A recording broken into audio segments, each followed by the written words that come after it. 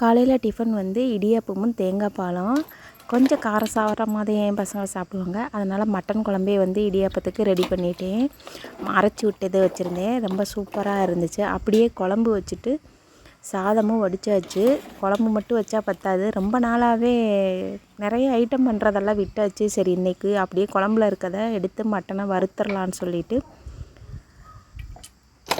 எண்ணெய், சோம்பு, பட்டை, கிராம்பு சேர்த்துக்குருவோம். சின்ன வெங்காயம், இதில் பெரிய வெங்காயம் சேர்த்தாலும் சூப்பராக இருக்கும். கருவேப்பிலை சேர்த்துக்குருவோம். இஞ்சி பூண்டு சேர்த்துட்டு பச்சை ஸ்மெல் போக வதக்கிட்டு குழம்புல இருக்க மட்டனையும் சேர்த்து ஒரு 10 நிமிஷம் நல்லா வதக்கிடுவோம். வதக்கிட்டு பெப்பர் தூள், நல்லா காரசாரமாக பிடிக்கும் அப்படின்னா பெப்பர் தூள் போட்டு ஃபைனலாக கொத்தமல்லி போட்டுருங்க. செம்ம டேஸ்ட்டாக இருக்கும்.